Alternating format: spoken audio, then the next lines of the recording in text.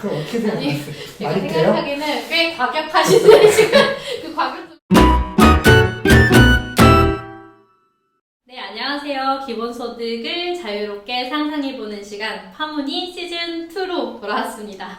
저는 시즌2에 이어 진행을 맡은 기본소득 한국네트워크의 한희정입니다. 아마 이제 시청자 여러분들 중에 파문에 대해서 처음 접하시는 분들도 계실 텐데요. 이제 파문은 되게 이제 다양한 영역의 전문가들을 모셔서 그리고 기본소득을 통해 가능한 변화들을 함께 나누고자 마련된 자리입니다. 이렇게 진행 방식을 먼저 설명드리면 파문의 고정 MC인 저와 이제 매달 이렇게 변동되시는 객원 MC가 계시고요. 이 두 명의 MC가 이달에 이제 게스트에게 각양각색의 질문을 드리고 생각을 나누는 방식으로 구성되어 있습니다. 시즌 1에서는 인문학자, 시인, 정치인, 영화 감독, 페미니스트, 철학자 이렇게 등과 만나서 기본소득에 관련된 이야기를 나눴습니다. 이번 시즌2의 라인업도 만만치 않은데요. 시즌1보다는 조금 더 기본소득과 친밀도가 있으신 분들을 위주로 섭외했습니다.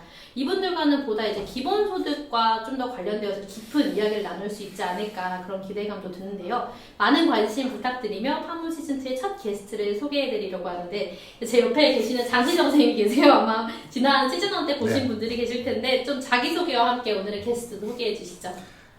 네, 반갑습니다. 저는 지난 시즌1 파문에서 이문재 시인님과 함께 했던 기본소득 인천 네트워크의 장시정입니다. 오랜만에 만나 뵙게 되어서 무척 반갑습니다. 자, 그럼 오늘의 게스트로 모실 분을 소개하도록 하겠습니다. 아마 이분은 긴 말이 필요 없을 듯 합니다. 기본소득 하면 누구나 생각할 수 있는 분이기도 하고요. 2009년도부터 기본소득 한국네트워크를 이끌며 기본소득을 설파해 오신 분입니다. 강남훈 전 기본소득 한국네트워크 이사장님을 오늘의 게스트로 모셨습니다. 작년에 학교에서 퇴임한 뒤에 기본소득 한국네트워크 명예이사장직을 맡고 계시고요. 사단법인 기본사회 이사장으로 계십니다. 강남훈 이사장님을 모시고 시청자분들이 궁금해하실 내용을 오늘은 좀 깊이 있게 들여다보도록 하겠습니다. 강남훈 이사장님 반갑습니다. 예, 반갑습니다. 네, 반갑습니다. 예, 네. 초대해 주셔서 감사합니다.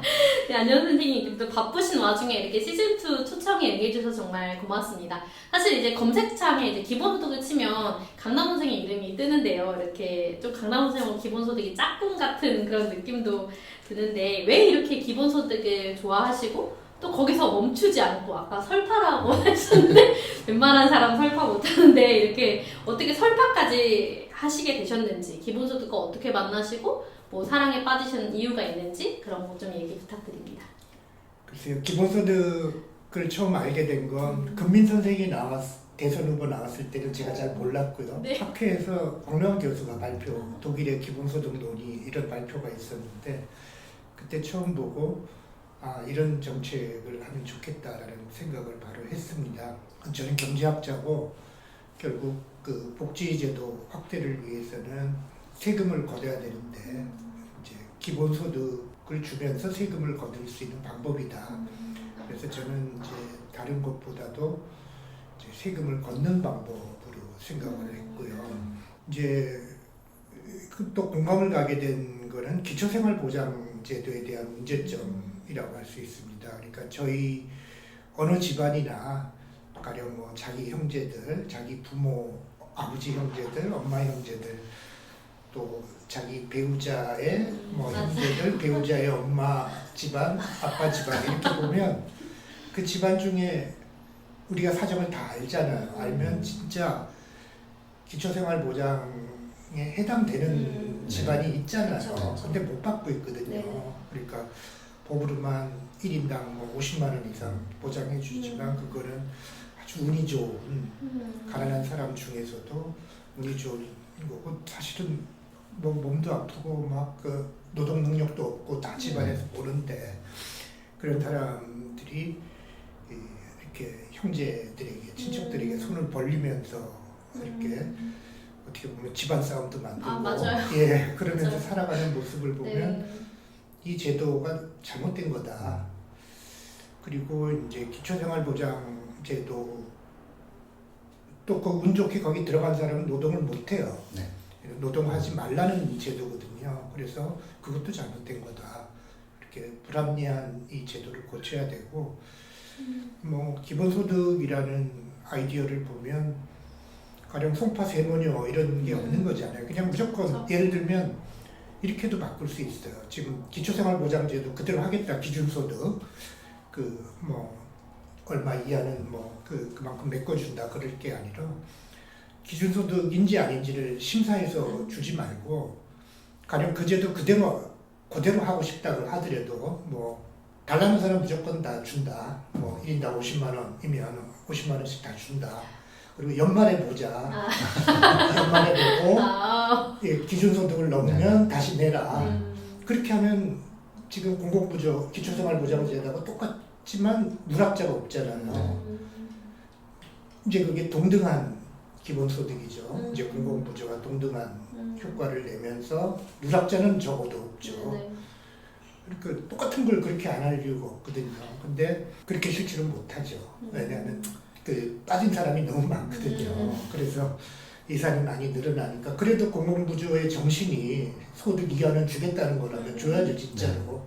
그걸 안 주면 안 되죠. 그래서 법이 그러니까 그 법을 그렇게 실천할 수도 있는 거거든요. 그건 이제 동등한 기본소득이죠. 공공부조와. 그러나 그 기준소득을 살짝 넘으면 못 받게 되잖아요. 그리고 또 노동하면 손해보고.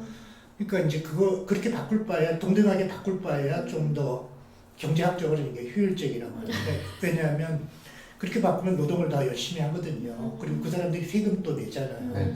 그러니까 자기 소득의 10%나 15% 기준선을 딱 자르는 게 아니라 10%나 15%는 세금으로 다시 내라 소득이 있으면 그 기본 50을 주면서 그렇게라도 바꾸면 하위 한 30% 사람들까지 세금 수입도 늘어나고 나라에서 GDP도 늘어나고 30% 사람들은 좀 안정되게 살아갈 수 있잖아요. 그래서 그거는 약간 우월한 파레토 우월한 효율성이 더 높은 기본소득이거든요. 그러니까 공공부조보다. 그런데 이제 30%만 조금 보탬이 될 게 아니라 여기서는 뭐 50%도 어려우니까 중산층까지도 확대하자 수혜 대상을. 그렇게 하면 이제 본격적인 제대로 된 기본소득으로 발전하게 되겠죠. 그래서 적어도 한 80% 인구까지는 좀 이렇게 소득이 늘어나는 방식으로 될 텐데, 그러니까 제가 기본소득에 관심을 갖게 된 건 그런 것들이죠. 이렇게 진짜 주변에서 받아야 될 사람인데 못 받고 있다. 너무나도 불합리하다. 그리고 노동 유인도 없고, 그리고 우리나라 사람들이 그러다 보면 세금 내는 걸 너무 싫어하는데 이렇게 기본소득을 통해서 세금을 좀 많이 걷는 그런 사회로 발전해 나가자. 이런 것들이 계기라고 할 수 있겠죠. 얘기를 들으니까 어쨌든 이제 사실 위기라고 하는 거는 모두가 공감을 하지만 누군가는 이제 이 위기를 타고 돈을 버는 일이 있고 누군가는 진짜 위기 상황에 놓여져 있는데 그 위기가 큰 위기에 의해서 가려지는 현상도 있는데 교수님 얘기를 듣고 있다 보니까 우리가 좀 더 그것을 이렇게 투명하게 보고 확인해봐야 하고 어떤 대안이 우리에게 맞을지 이런 걸 고민해봐야 되는 그런 이야기 같았습니다. 그렇기 때문에 기본소득의 필요성이나 정당성 역시도 좀 깊이 와닿는데 사실 우리가 여기서 이런 얘기를 하고 다 공감을 하지만 문제는 실현이잖아요. 이것을 실현하는데 캐나다도 그렇게 왔다 갔다 하고 우리도 달랑달랑 하는데 이렇게 사실 1986년에 기본소득 유럽 네트워크가 창립된 이후에 이게 이런 필요성, 물론 산소까지는 아니었지만 이런 필요성들이 되게 끊임없이 이어져 왔는데 뭐 한국을 비롯해서 아까 캐나다 얘기도 해주시고 뭐 다른 나라들도 기본소득을 실험적으로는 시행해 오고 있는데 본격적으로 딱 도입한 나라는 없었어요. 그래서 왜 이렇게 우리가 기본소득을 현실 속에서 만나기가 어려운 건지 또 어떻게 하면 만날 수 있을지 이게 정당성만 가지고 되지 않으니까 좀 해안을 얘기해 주시면. 그러니까 이제 그 기본소득을 재원에 따라서 한 세 가지로 나눠 볼 수도 있잖아요. 하나는 일반 재정으로 하는 재정 절약형이 있고 세금을 새로 걷는 조세형이 있다면 조세형에 좀 치중을 하는 바람에 조세 저항과 세금을 부과한다는 것에 대한 공격, 두려움 또 이런 것 때문에 이렇게 제대로 이렇게 앞장을 세우지 못한 면이 있어서 그 역시 시작은 근데 이제 공유부형으로 그러니까 아까 말했던 지금 탄소 중립이라는 시대적인 과제와 맞물려 있으니까 이걸 활용해서 기본소득 이제 탄소 중립의 수단으로 쓰면서 도입을 하자. 물론 그것도 전기요금 올라가는 것도 올리는 거지만 그건 정당성이 있잖아요. 이제 그런 안 하면 안 되잖아요. 그러니까 그렇게 하면서 기본소득을 이렇게 탄소 중립과 연결시켜서 실현해 내자. 이렇게 조금 전략을 약간 바꾼 셈이죠. 대선 패배 이후에. 예, 그래서 조세형은 좀 그 다음으로 일단 맛을 먼저 볼 수 있게. 공유부용을 먼저 아, 하자. 네. 뭐 일부 재정절약형으로 할 수 있지만 재정절약형은 규모가 클 수가 그렇죠. 없잖아요. 네. 그래서 일부 모자라는 건 좀 재정절약형을 할지 모르지만 뭐 그냥 전체적으로 공유부형으로 탄소 중립과 더불어서 시작을 하자. 그럼 탄소 중립은 해야 되니까 그렇죠. 차기 정부의 제1의 과제로 기후채권법, 토지용도 지정법 하고 하면 그 다음에 투자 지분은 이제 법이 없더라도 되지 않을까요? 정부 지분을 확보하는 거니까. 그래서 바로 시행할 수 있을 것 같아요. 예, 그거는. 근데 예를 들어서 토지 보유세 기본소득 이거는 이제 그 다음 단계로 어떤 한 1년 정도는 기본사회위원회가 꾸려질 텐데 기본사회위원회에서 공론 토론을 1년은 해보자. 전국을 돌면서. 그래서 한 2번쯤 돌죠. 그렇게 하고 그래서 토지 보유세 합의를 만들어 내자. 그리고 토지 보유세도 아주 낮은 수준에서 다만 주택 가격이 1% 이상 오를 때마다 0.1%씩 토지 보유세를 올리겠다는 법을 만들어 놓자는 거죠. 그렇게 되면 그 법을 만들어 놓고 그럼 토지 가격이 안 오르면 뭐 토지 보유세 많이 안 해도 되지만 조금 어쨌든 미국 수준까지는 되게 한 1%까지는 올라가도록 이제 그런 식으로 아주 낮은 수준에서 시작하면서 앞으로 올릴 거다라는 형태로 만들고 이제 뭐 그런 것들이죠. 그런 식으로 조세 저항을 하나하나씩 좀 단계적으로 극복하자. 그러면 이렇게 뭐 그런 식의 게 몇 개 있어요. 이렇게 조세 체계를 보면 그다음에 그렇게 가면 되지 않겠냐. 공론 토론을 일단 토지 배당부터 하자. 토지 보유세부터. 왜냐하면 부동산 투기 또 일어나면 큰일이거든요. 부동산 투기는 태양광에도 토지값이 비싸니까 우리나라 재생에너지 가격이 다른 나라보다 너무 비싼 거예요. 토지 가격을 포함시키면 그렇죠. 이렇게 연구들이 토지 가격을 포함시키기도 하고 안 하기도 하는데 토지 가격을 제대로 포함시키면 재생에너지가 경쟁력이 너무 없어져요. 부동산 투기가 이제 일어나. 농촌 땅도 싼 땅이 하나도 없잖아요. 그래서 하여간 부동산 투기는 막아야 되기 때문에 탄소 중립을 위해서도 그래서 토지 보유세를 제일 먼저 조세형으로 이렇게 설득을 해보고 그것도 공감을 할 수 있잖아요. 국민들이. 저도 이 파먼투 촬영을 앞두고 선생님 기사를 검색해 보니까 사단법인 기본사회가 지역연의 출범 기사들이 많이 올라오더라고요. 그래서 또 찾아봤죠. 네. 사단법인 기본사회가 어떤 단체인지 찾아봤는데 국민의 보편적인 권리로서의 경제적인 기본권과 사회적 약자의 형평성을 보장하고 이들의 기본권을 재구성하기 위한 조직된 법인이라고 밝혔습니다. 이런 내용을 들여다보면 선생님의 작년에 퇴임하신 것들이 향후 활동에 대한 확신이 있는 퇴임이셨다고 보는데요. 퇴임 이후에는 어떻게 지내고 계시는지 그리고 사단법인 기본사회는 어떤 단체인지 설명을 부탁드립니다. 대선 때는 기본소득 국민운동본부라는 이름으로 활동을 했어요. 이제 그거는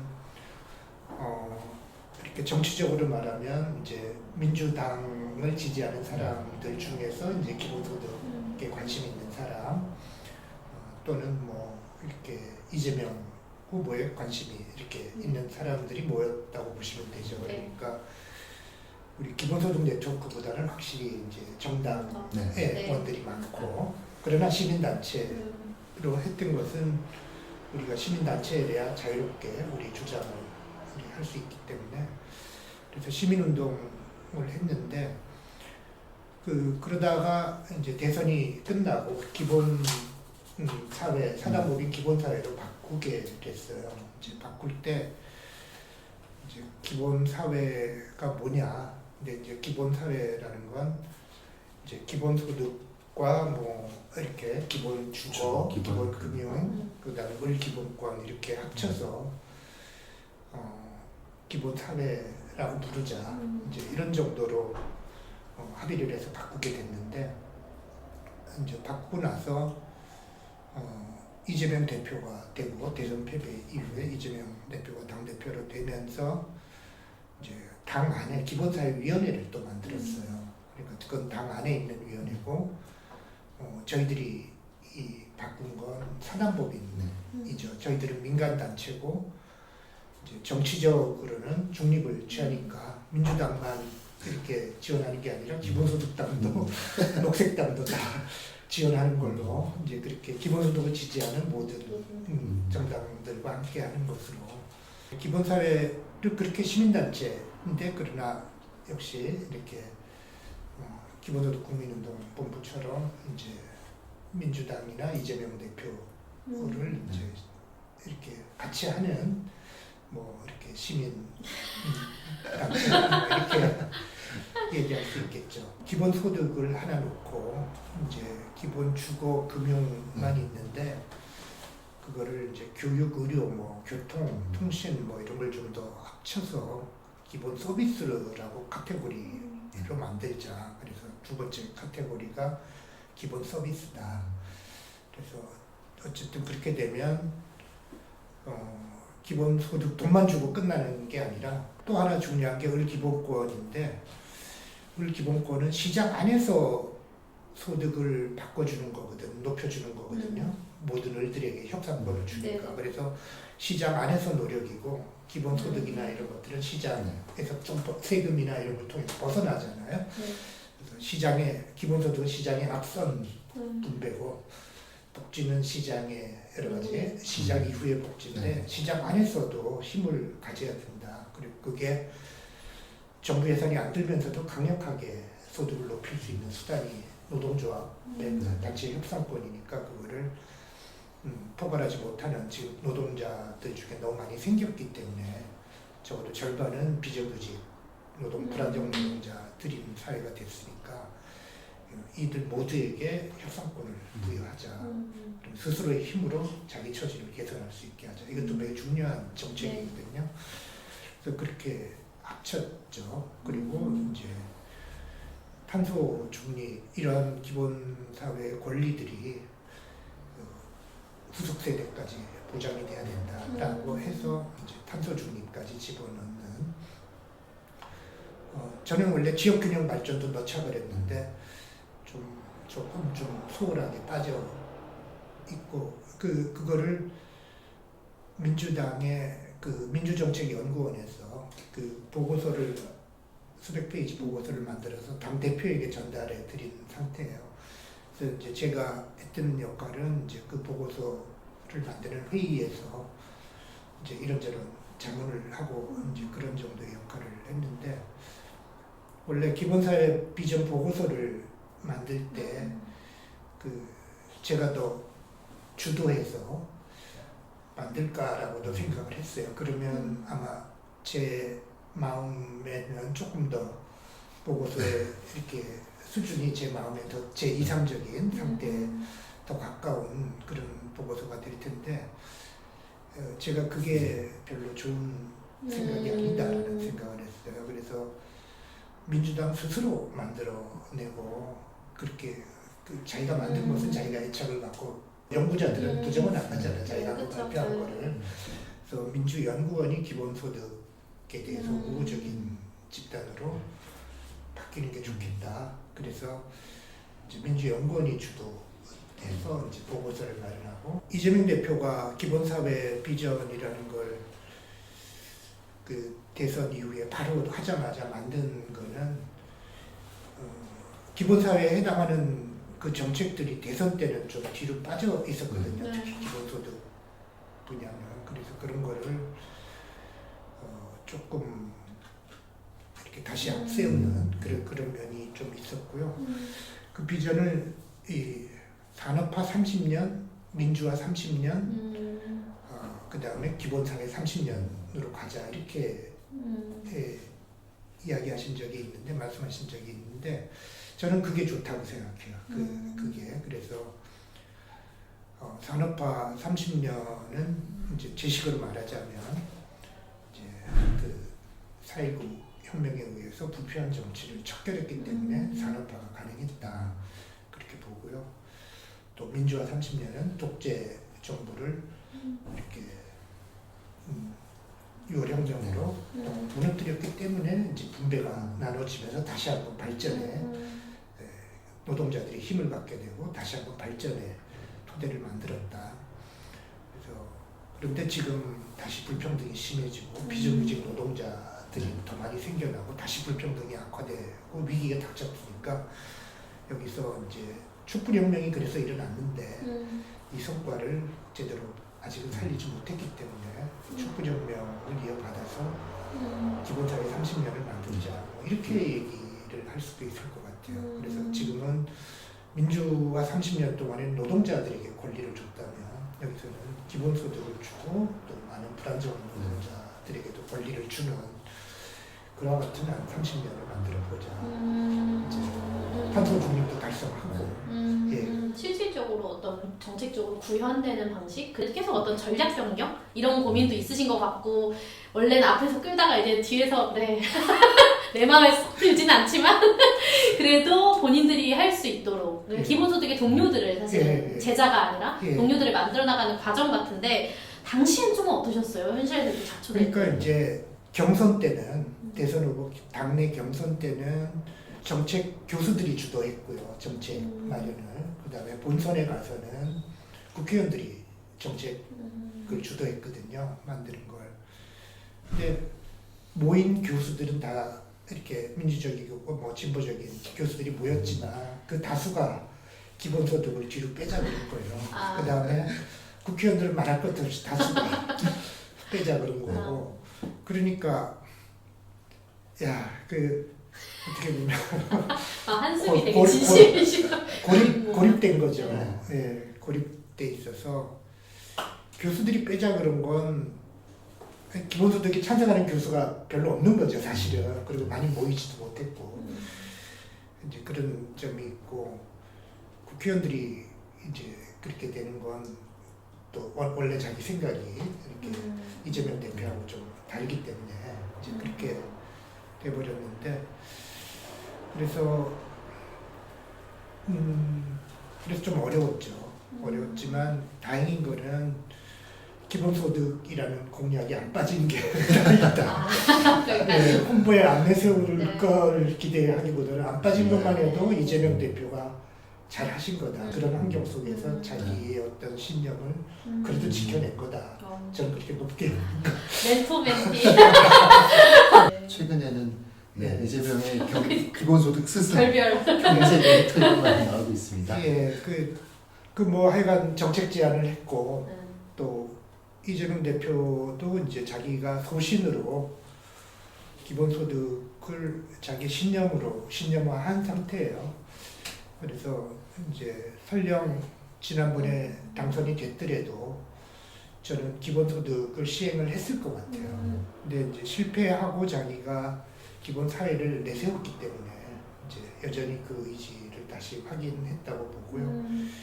다만 이제는 좀 공유부형으로 먼저 시작하는 길을 좀 찾고 있다. 우리가 시대적인 과제와 맞물려서 그래서 더 확실하게 실천이 될 것 같다. 이제 이런 생각인데 제가 뭐 기본소득 스승이라는 건 뭐 그렇게 불러주면 좋죠. 학자가 자기가 주장하는 정책을 실현시킬 정치인을 만나는 건 매우 행운이잖아요. 그쵸. 행운이죠. 그런 학자가 몇 명이나 되겠어요. 그것도 보통 분이 아니고 유력한 대선 후보가 그렇게 하면 아주 다행이죠. 그래서 그에 맞게 이렇게 잘 준비하고 이게 실현이 되도록 그렇게 해야 되겠죠. 현재 정치 상황을 보더라도 내년 총선에서 과거만큼 기본소득에 힘이 실릴까 이런 건 좀 회의적이기도 하고요.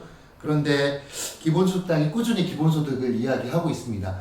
큰 희망에 비해서 좀 작은 희망일 수도 있겠지만 기본소득당의 용해인 의원과는 기본소득에 대한 정책 협의나 제안들이 오고 가고 있는지 궁금하고요. 선생님은 궁극적으로 왜 기본소득당을 선택하지 않으셨는지도 좀 한번 묻고 싶습니다. 그거는 민주당이 먼저 이렇게 같이 했잖아요. 기본소득당 네. 생기기 전에. 용해인 의원 기본소득당은 이제 탄소 중립과 제가 기본소득 발제를 국회에서 할 때 그 발제를 거의 정책화하는데 이렇게 앞장서 주고 계시기 때문에 네. 또 오준호 대표가 사명 있는 나라 책을 써서 그렇죠. 네. 이렇게 탄소 중립 사명과 이제 기본소득을 연결시켜 줬기 때문에 아주 감사하게 생각하고 있고요. 이제 용해인 의원은 꿈을 좀 더 크게 가져야 된다 이런 생각을 하고 있어요. 특히 제 주변에는 이제 주로 민주당 쪽 사람들이 많은데 민주당 쪽 사람들조차 차차기 정도는 목표로 해야 되는 거 아니냐 이제 이런 말들이 나와요. 그래서 어떤 진보적인 소수 정당의 이제 대표로 만족할 게 아니라 이제 유력한 어떤 대선 후보로 떠오르면서 그래서 용해인 의원이 이제 성장한다면 충분히 조세형 기본소득 실현을 이렇게 바라볼 수도 있기 때문에 크게 나설 생각을 하셔야 된다 이제 이런 말씀을 좀 드리고 싶어요. 그 선생님이 되게 이렇게 이상적으로 생각하시는 기본소득과 이제 여러 풍파들을 지나면서 저희 사실 네트워크에서도 기본소득 관련해서 이제 안을 냈었잖아요. 그랬는데 그때의 안과 65만 원 이렇게 하는 기본소득 안과 이제 이재명 캠프 그 선생님이 좀 하셨던 그리고 또 이번에 나올 이제 기본사회에서 나올 것들은 좀씩 차이가 있을 것 같아요. 그래서 선생님이 진짜 원하는 방식의 어떤 기본소득의 본심은 어디에 있는 건지. 다 본심이죠. 아, 그래요?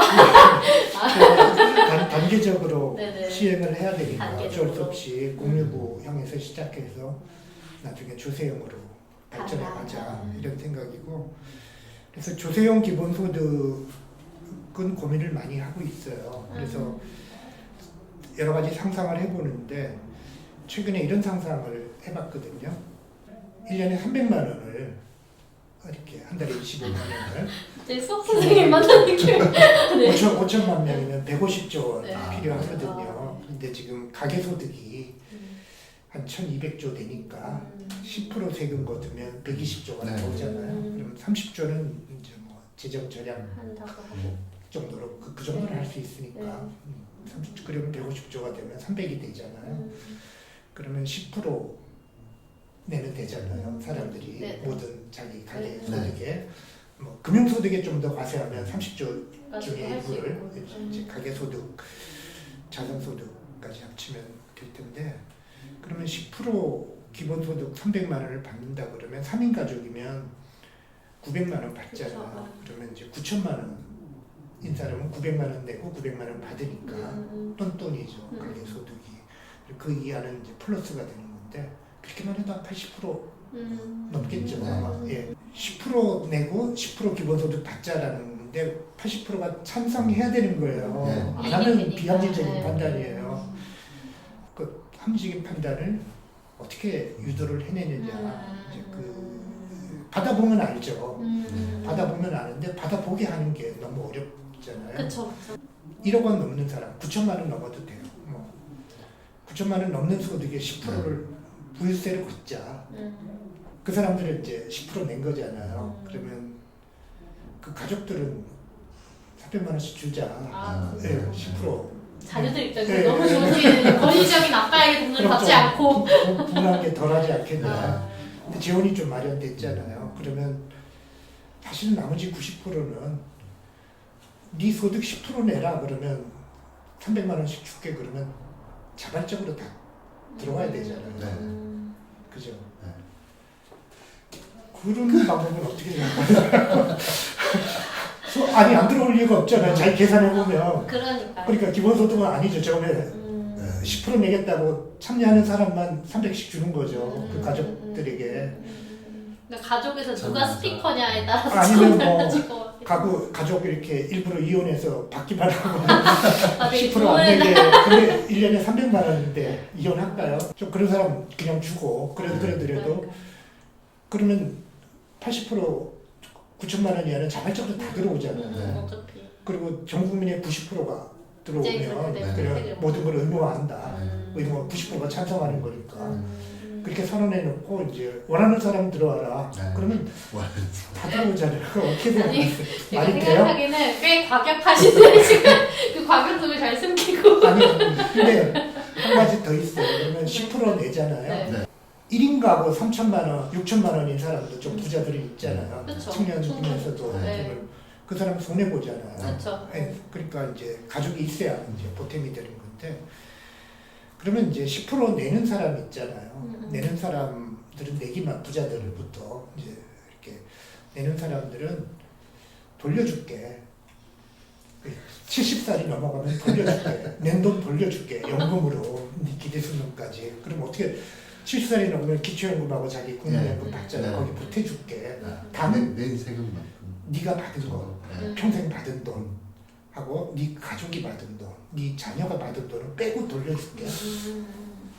그러면 70살 넘어서 가령 어린애부터 받아오면 받은 연도가 그쵸. 훨씬 많잖아요. 맞아요. 네. 네. 그죠? 받은 금액이 더 대부분 다 크다고요. 자기 일생을 봐도 9천만 원 넘게 버는 시기가 10년 넘을까요? 네, 많죠. 그 정도만 하고 나머지 다 내가 받는 사람이라고요. 네. 그러면 사람들이 내 라이프 타임을 계산해보면 네. 내가 순 기여자가 되는 기간은 10년밖에 안 되는구나. 이런 대부분 그런 계산을 네. 할 거잖아요. 상위 한 10%도. 그러니까. 그렇게 하면 안 될까요? 설득이 안 될까요? 근데 계산은 안 해봤어요. 우리 인구 모델을 놓고 네. 데이터를 놓고 계산을 해보면 부자가 순 기여자로 몇 년이나 평균 네. 사는지 네. 계산을 해보고 싶어요. 자료가 좀 있으면 계산해보고 싶어요. 저도 참 좋은데 길거리 가서 그런 얘기를 하면 네. 80%나 90% 넘는 하위 이렇게 분들 중에 꼭 나라 걱정하시는 분들이 많이 네, 계시더라고요. 네. 조사 좀 통계 조사를 누가 좀 네. 해줬으면 좋겠어요. 아. 제 자료가 있는 사람이. 선생님 아까 말씀하신 것처럼 기본소득에 대한 애정과 상상력은 과거와 못지않은데 좀 선생님의 지금의 활동 방향 하고 계신 거에 조금 의구심을 갖는 분들도 좀 존재하고 있습니다. 그래서 이런 기본사회 프로젝트, 아까 뭐 기본소득과 함께 어떻게 보면 사회 공공성을 확대하는, 기본적으로 확대하는 이런 말씀도 해주셨는데요. 이게 뭐 기본소득의 확대라기보다는 기본소득의 후퇴가 아니냐라고 말하는 분도 좀 계시고, 선생님께서 저희가 보기에는 열정은 이렇게 그대로이신데 현실과 타협하는 과정에서 기본소득과 좀 멀어진 거 아니냐라고 비판하는 분들도 좀 계십니다. 그래서 이분들의 이야기는 어떻게 생각하시나요? 기본소득 국민운동본부를 이제 기본사회 사단법인 기본사회로 전환할 때 회원 중에 기본소득을 앞세워야 되는 게 아니냐, 기본사회로 전환하는 거에 반대다 이런 분들이 좀 계셨어요. 그러나 그 지도부들은 이렇게 바꾸기로 합의를 봤거든요. 그래서 그분들을 그냥 제가 기본사회로 가자, 나 찬성이다 이랬더니 그래도 많이 동의해 주셨어요. 예, 그래서 기본사회로 바꿨는데 뭐라 그럴까요? 그 이제 좀 더 큰 물에서 이제 그렇게 같이 가는 게 실현 가능성이 높아지니까. 그래서 예를 들면 이제 을지로위원회 네. 하고 좀 을기본권을 적극적으로 저희들이 주장을 했기 때문에 네. 같이 결합이 됐잖아요. 네네. 그러면 을지로위원회 위원들은 이제 기본소득에 대해서 또 되게 동의를 하게 된 네. 거예요. 같이 하게 되고 우리도 을지로위원회도 필요하다고 보니까 그래서 민주당 내에서 을지로위원회가 가장 빨리 결합이 이루어졌던 거죠. 그래서 이제 공유부연 기본소득 이런 설득도 용이하고 그 다음에 이제 점점 펼쳐나가니까 이번 대선 총선 지나면 상당히 좀 더 많아질 거예요. 그러니까 이제 이재명 대표의 그 기본사회에 동의하는 그런 국회의원들이 더 많아질 거고 어쨌거나 또 그렇게 돼서 실현 가능성은 더 커지는 과정에 있다. 그래서 어떤 이름을 내세우고 이제 그걸 확실하게 하는 것도 방법이지만 그 대상을 넓혀가기 함께하는 사람들을 늘려가기 위해서 이렇게 테두리를 점점 씌우는 것도 이제 좋은 하나의 방법이다. 이제 그러면서 그 테두리에 갇혀서 숨어서 이렇게 제대로 앞세울 때보다 실현을 못하게 될 위험도 언제나 있는 거죠. 이제 그런 위험이 있지만 그 외연이 확대되기 때문에 또 실현 가능성이 높아지는 찬스도 있는 거죠. 기회와 위험이 다 있으니까 그걸 잘 살리는데 이번에 우리가 찾아낸 공유부형 기본소득이라고 하는 거는 실현 가능성이 매우 높고 또 필요하기 때문에 이렇게 뒤로 좀 여러 가지 정책 중에 하나로 들어가 있어도 아무 상관이 없다. 이제 그거는 안 할 수가 없는 정책이다. 예. 가령 교통에너지 환경세라는 제가 수입을 내서 그렇지만 한전 요금을 그냥 올릴 수는 없거든요. 그러니까 그쵸. 정치적으로 아, 파탄이에요. 네. 그러니까 그 10조를 어딘가 마련해야 돼요. 네. 한전 적자를 10조 메꿔줘야 돼요. 다른 재정으로 가도. 근데 한전 적자를 10조를 정부에서 주는 게 아니라 정부는 10조를 국민들한테 줘요. 네. 그럼 한전은 요금으로 받고 똑같은 거잖아요. 네. 그쵸. 어차피 해야 될 일이에요. 그러니까 기본소득으로 너무나도 해야 되는 일이고 너무나도 쉽게 할 수 있기 때문에 그거는 뭐 네. 바로 실행이 된 거다. 또 하나 여쭤볼 게 이제 내년 총선이 아무래도 그렇게 보면 중요해지잖아요. 근데 내년 총선에서 기본소득은 민주당 내에서 어느 정도의 위상을 가질지 좀 궁금하기도 하고요. 올해 지난 10월에 강서구청장 보궐선거가 있었잖아요. 그때 기본소득당 서울시당에서 강서형 기본소득을 진교훈 당시 민주당 강서구청장 후보에게 제안을 했고 구청장 후보가 받아들여서 정책 협약까지 이루어졌습니다. 이것처럼 이번 총선에서도 기본소득 정책 연대가 가능할지 좀 궁금합니다. 기본 사회를 지금 위원회를 내세우고 당대표가 비전을 발표하고 나면 이렇게 국회의원들이 이 선거에서 기본 사회를 내세우는 자기 공약으로 후보들이 좀 많아질 거예요. 옛날보다. 네. 그럼 기본 사회라는 건 기본 소득이 들어있으니까 그러니까 자기가 공약으로 내세우는 네. 후보들이 많아지고 공약으로 내세워야 이재명을 지지하는 사람들로부터 표를 받잖아요. 경선에서도. 네. 그러니까 기본 사회를 내세우면 이재명 쪽이라는 뜻이죠. 일단 당원들한테 경선할 때. 그러니까 많이 내세울 거예요. 생각보다는.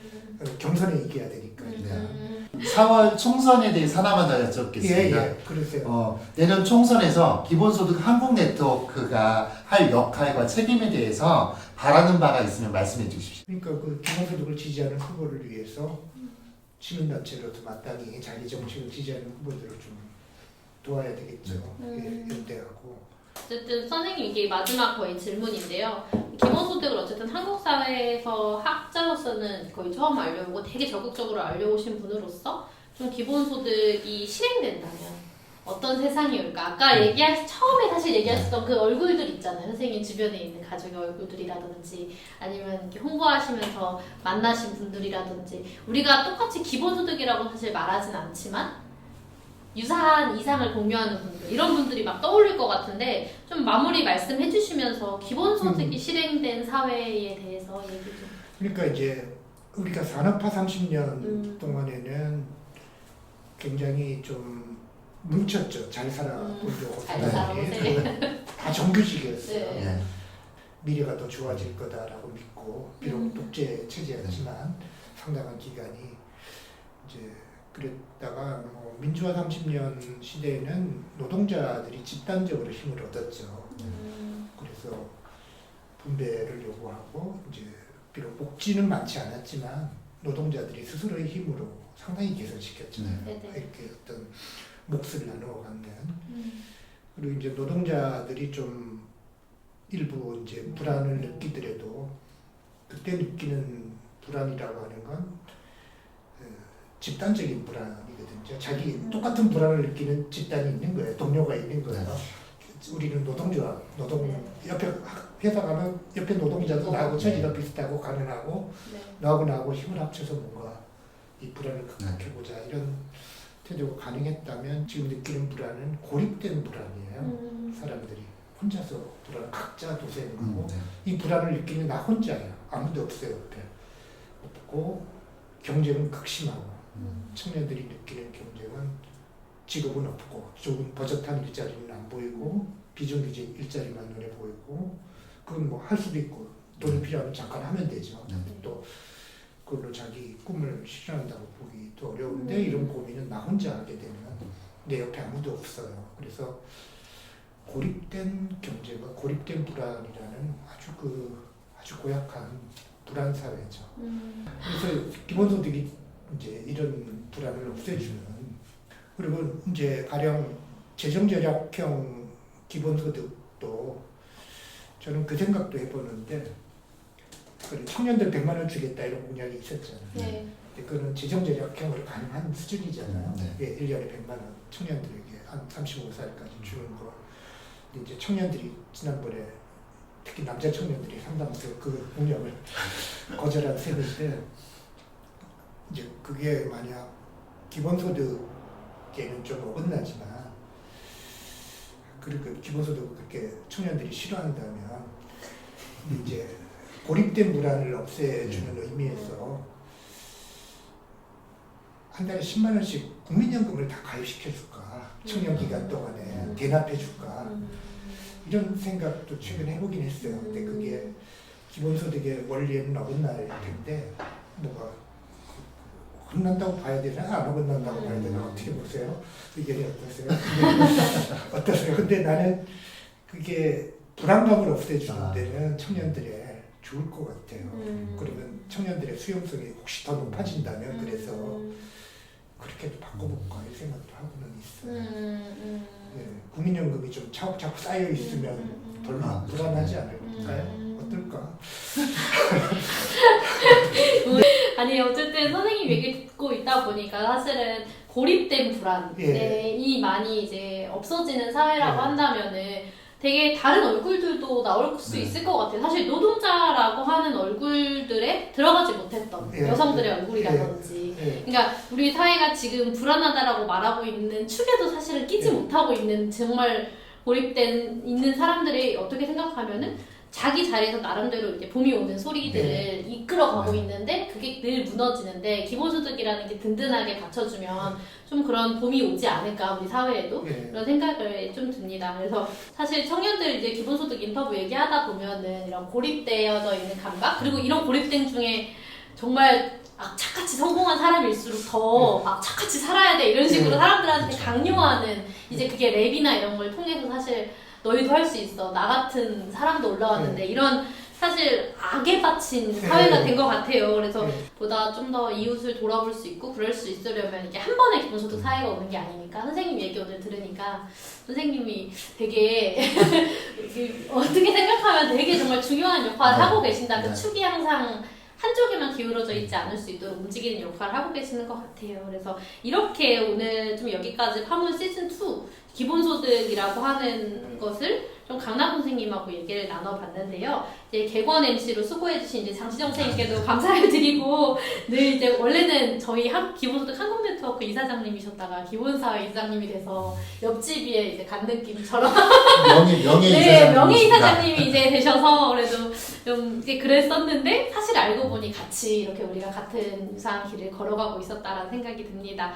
마지막까지 이렇게 얘기 나눠주셔서 너무 감사하고 시청자 여러분들께도 우리가 다 같이 감사드린다고 인사하면서 마치면 될 것 같습니다. 그럼 시즌2에 찾아올 테니 구독, 좋아요 많이 눌러주세요.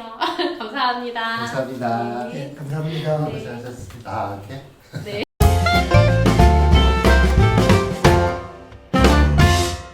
지난 이제 8월에 이화여자대학교에서 현실 속의 기본소득이라는 주제로 제22차 이제 기본소득 지구네트워크 대회가 있었습니다. 저희가 2016년에 서강대학교에서 기본소득 지구네트워크 대회를 한번 열었었고 물론 대회는 계속 있었지만 한국에서 두 번째로 이번에 대회를 이제 치르게 된 셈인데 좀 어떻게 보셨는지 궁금합니다. 예, 그 이번 대회는 역시 그 기본소득 네트워크에서 중심적으로 이렇게 진행과 연구 진행 조직을 했고 제가 네트워크에서는 일단 조금 한 발 물러나 있기 때문에 전체적인 모습을 이렇게 보지 못했어요. 네네. 그렇지만 이렇게 보기에 매우 잘 진행이 됐고 또 기본소득 네트워크, 기본소득당 이런 활동가들이 많이 이렇게 두고 노력을 해서 순조롭게 잘 된 것 같아요. 저는 주로 발표를 들었는데 거의 빠짐없이 그 시간 거의 다 이게 여기저기 들었는데 한국 발표자들이 수준이 굉장히 높아졌고 다양해졌어요. 옛날보다. 그래서 어떤 걸 들어가도 배울 게 많은 그런 식으로 그 수준이 아주 높았다라고 생각이 들고요. 제가 특히 관심하는 건 걱정하고 노력했던 거는 많은 단체가 이제 이 행사에 참여해야 된다라는 생각인데 제가 주로 맡았던 제 스스로 책임을 느꼈던 건 민주당 쪽에 많은 구성원들을 참여시키자라는 거였습니다. 그래서 노력을 했는데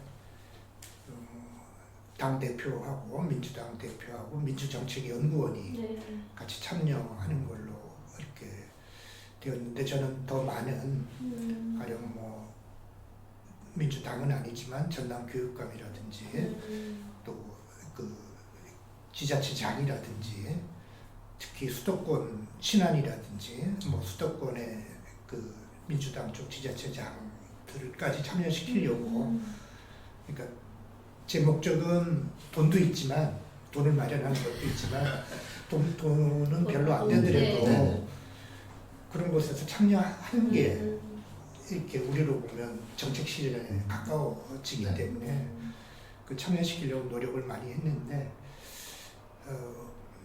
아무래도 그 현 정부의 탄압이 눈에 보이지 않는 탄압이 있었던 것 같아요. 그래서 참 이런 학술 행사에 참여하는 것도 대통령 눈치를 봐야 되는 그런 거의 독재국가 시절 같은 그런 분위기를 느꼈는데 어쨌거나 그래도 민주정책연구원이 참여한 것은 이제 민주정책연구원이 앞으로 기본소득에 대해서 이렇게 좀 전향적인 태도를 취하게 되는 계기가 될 것 같아서 그 부분을 특히 노력을 했는데 뭐 한 반쯤 성공했다. 수도권 지자체장들하고 좀 했으면 좋겠는데 전남 교육감도 결국은 못하고요. 그래서 그런 부분이 좀 아쉽습니다. 불과 몇 년 전, 아니 2년 전까지만 하더라도 전 세계 최초로 보편적인 기본소득을 시행할 가능성을 보여줬던 곳이 우리나라인데 전 세계 기본소득 운동 속에서 우리나라의 위상은 어느 정도인지 궁금합니다. 여전히 이제 그 가능성이 가장 높은 나라고요. 그리고 뭐 저는 더욱더 높아지고 있다 이렇게 생각을 하고요. 보편적인 기본소득을 실시하는 나라가 뭐 캐나다가 한다고 봐야 되거든요. 기본소득이라는 이름은 안 붙이지만 탄소배당을 하고 있는 나라인데 그래서 이제 탄소배당이 기본소득 운동으로 바로 연결되지는 않지만 캐나다에서는 캐나다 자체가 기본소득에 대해서 굉장히 여러 법안 발의도 있었고 실험도 하려다가 말기도 하고 그래서 캐나다도 굉장히 빨리 할 수 있는 어쩌면 우리는 한 3, 4년 더 기다려야 되지만 캐나다는 그 사이에도 할지도 모르는 그런 상황이라고 저는 봅니다. 근데 다만 탄소 배당이라고 하는 것이 이제 제가 대회 때도 발표했지만 점점 줄어들게 되거든요. 나중에 그렇게 되면 금액이 점점 작아지거나 새로운 재원을 마련해야 되는데 그것도 별도로 힘든 일이 되겠죠. 그래서 한국이 할 가능성이 여전히 이렇게 많고 한국은 다양한 실험들이 있었는데 성남의 이제 청년 기본소득, 경기도 청년 기본소득, 또 연천군의 농어촌 기본소득이라는 이름을 가지고 실시가 됐기 때문에 이제 그런 현장에 그것만 있는 게 아니라 신안이나 그 곳곳에 그 이렇게 마을들 단위에서 있었던 풍부한 사례가 있어서 그 사례를 조사하고 연구한 발표자들만 하더라도 지금 내용이 아주 알차게 찾아 있고 우리가 잘 모르는 것도 너무 많아요. 그리고 실제로는 기본소득의 정신에 굉장히 가까운데도 신안도 이번에 우리가 발견한 거죠. 사실은 준비하면서 신안 군수를 찾아가서 이제 부탁하고 같이 참여해달라고 하면서 설명을 듣고 알게 됐거든요. 제가 그런 사례가 있는 줄을.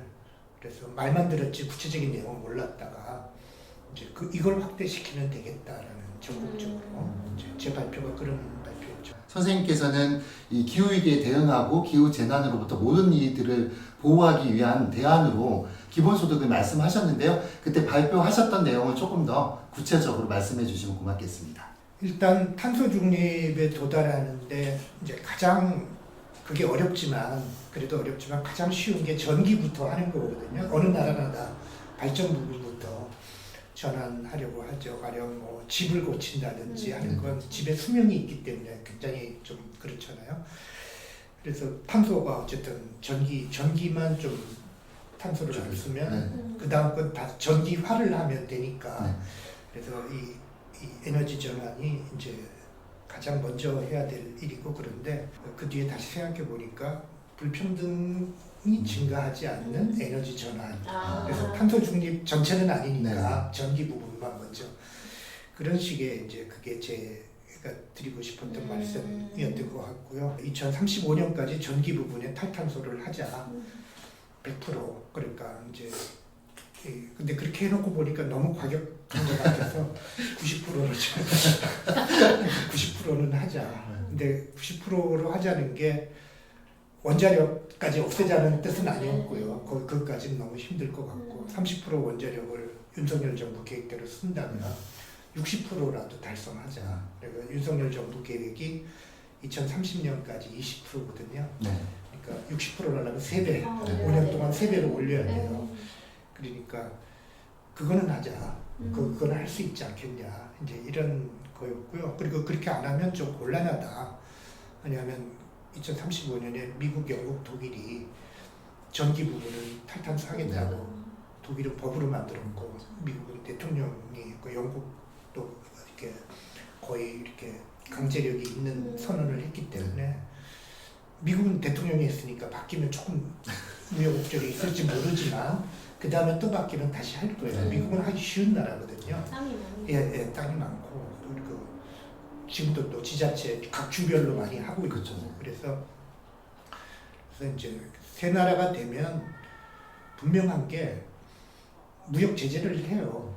예, 그래서 안 그래도 한국 때문에 독일 제품 수출 못하고 막 서로 경제국가인데 당연히 제재가 들어오죠. 탄소 제재가. 그래서 그 수출을 못하는 지경에 이를 거거든요. 35년에 갑자기 수출 못하게 될 거예요. 지금 윤석열 정부 스타일로 계속 가면 경제가 갑자기 마비되는 그리고 1, 2년 안에 해결할 수도 없는 그런 상황이 닥치니까 이제 그렇게 되면 수출을 못하면 한 200조 원 정도씩은 부가가치가 날아가는 셈이거든요. 이제 그 말은 1년에 200조 원, 매년 200조 원이니까 1년에 200조 원은 탄소 중립에 투자해도 된다라는 거고 그렇게 되면 한 200조 원씩 한 3, 4년 투자하면 되거든요.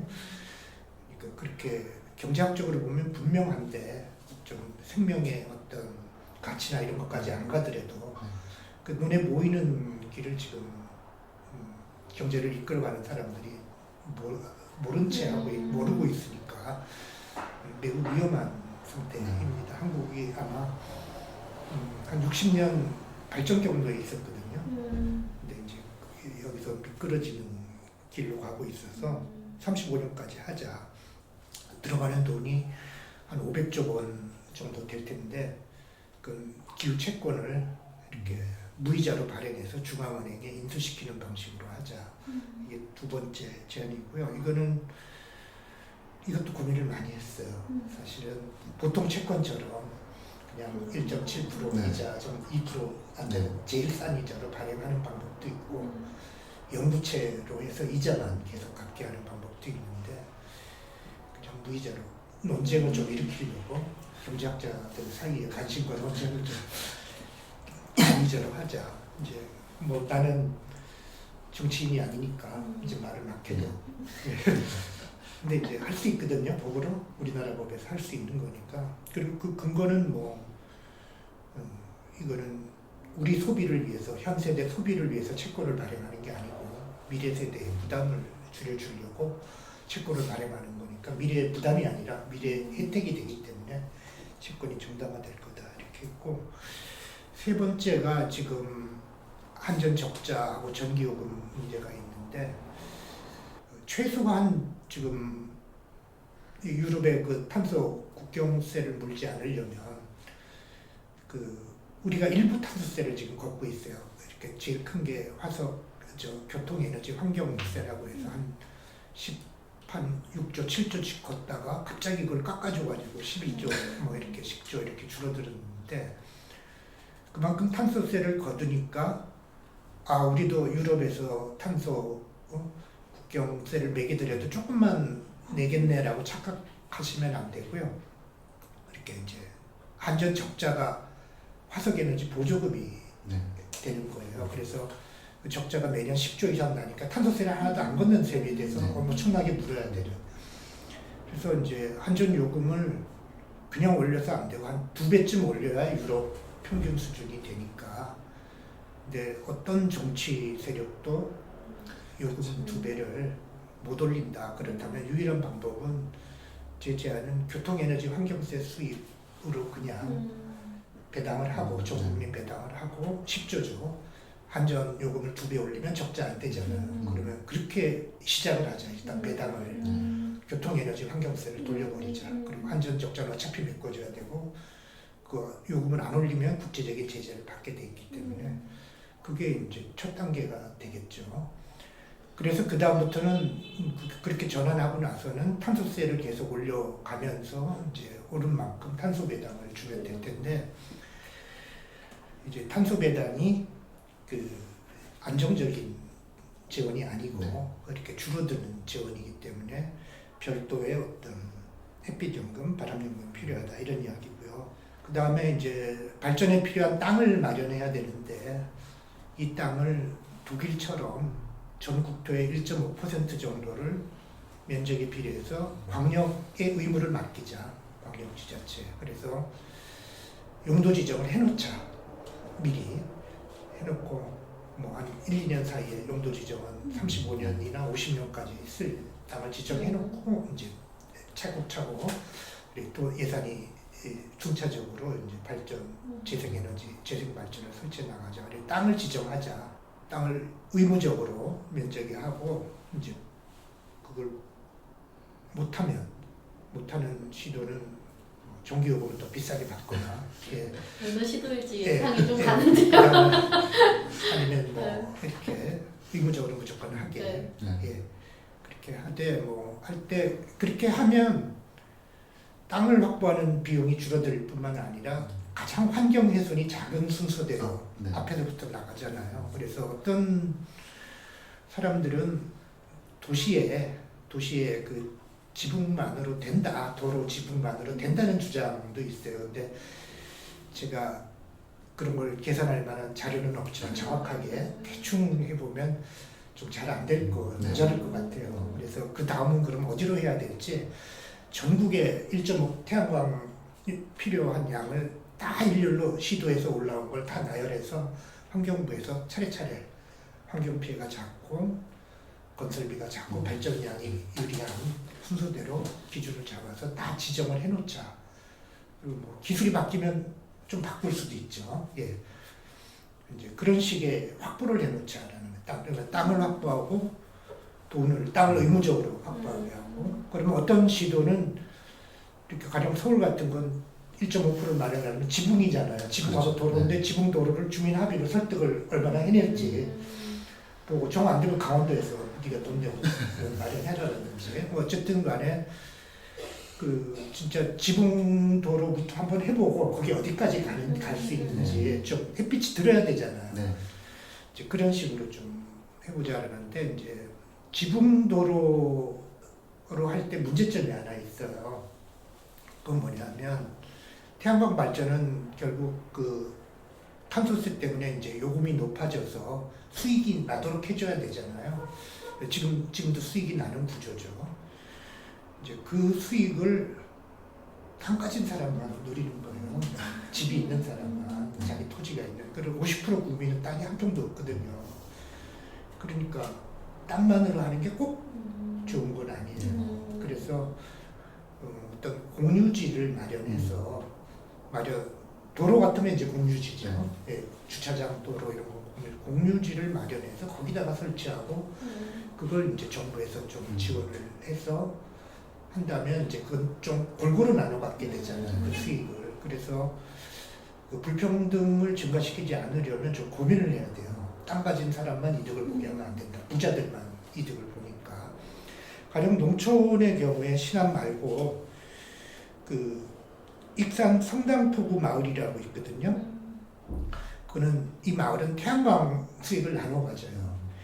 근데 처음에는 출자금을 많이 낸 사람, 작게 낸 사람이 있었어요. 그래서 많이 낸 사람이 많이 가져가거든요. 그러니까 마을 사람들이 고쳐가지고 똑같이 내자. 그러니까 받아보니까 괜찮죠. 작게 낸 사람도 빚을 내서라도 이렇게 출자금을 이렇게 맞춰가지고 이제 똑같이 받고 있거든요. 그러니까 이 농어촌 기본소득도 농어촌에 농지에다 하는 것도 비슷해요. 농지도 해야 될지 모르는데 계획을 세우다 보면 영농용 태양광이 지금 인기를 끌 수도 있잖아요. 가격이 올라가면. 그러면 농업 생산은 한 20% 줄어드니까 뭐 그 정도면 충분히 경제학적으로는 해볼 수가 있는데 농지도 50%가 소작이거든요. 소작이 대부분이거든요. 그래서 농촌에 땅 가진 사람들은 다 기자들인데 거의 다 태양광까지 달아가지고 돈을 더 벌게 만들어주는 이제 그런 부작용이 있어요. 역시 그것도 농촌은 공유지 확보가 좀 더 용이할 것 같거든요.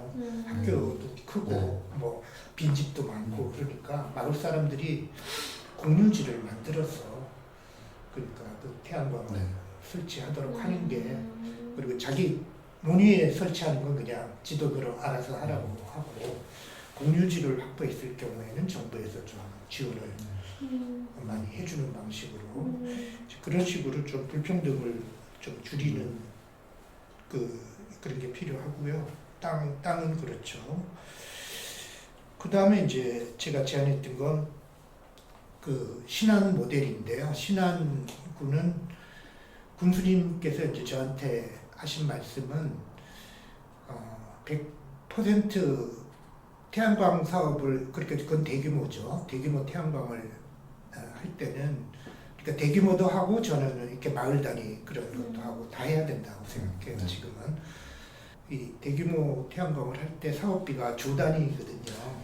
그래서 그 사업체가 마련하는 게 한 30% 정도 마련해요. 그러면 70%는 금융자본의 몫이에요. 금융자본이 수익을 가져가는 거예요. 근데 그 30% 자본의 한 5% 정도를 주민이 참여해가지고 주민들이 1년에 뭐 200만 원 이렇게 받는 거거든요. 기본소득으로. 그리고 이제 그러나 바다는 좀 규모가 더 크니까 신안 군수님은 바다 설치하는 것도 어민들하고 합의를 다 봐놓은 상태예요.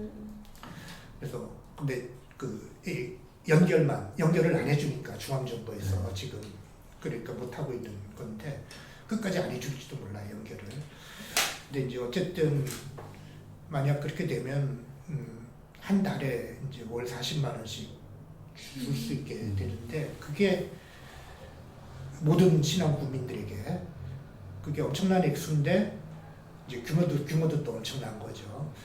근데 이제 그게 불과 전체 자본의 5% 내지 10% 수익, 30% 받는 그 사업체를 이렇게 좀 쫄아가지고 이렇게 주민들이 투자하는 건 투자분 이상으로 달라. 피해 보상도 해줘야 되는 거 아니냐 이렇게 해서 그렇게 해서 받는 게 있기 때문에 나머지 70%의 금융자본의 몫을 이제 군수님 말씀은 이제 그걸로 중앙정부에서 돈을 투자하면 좋다. 그래서 중앙정부에서 투자해서 그걸로 기본소득 나눠주라. 이제 저한테 그렇게 이야기를 하시더라고요. 그래서 그 아주 좋은 아이디어라고. 그래서 금융자본은 외국 자본도 있잖아요. 그런데 발전소에 그러니까 그 중앙정부에서 마련한 돈으로 그 대규모 발전소 부분은 이렇게 정부에서 투자하고 그 투자 지분을 이제 전 국민 배당으로 지분을 가지고 하면 좋겠다라는 게 이제 햇빛연금, 바람연금이고요. 그다음에 뭐 어쨌든 그러기 위해서 한전 대통합을 해야 된다. 그렇게 하는 게 제 주장들이었습니다. 줄이에요. 예. 번외편을 마칩니다. 감사합니다.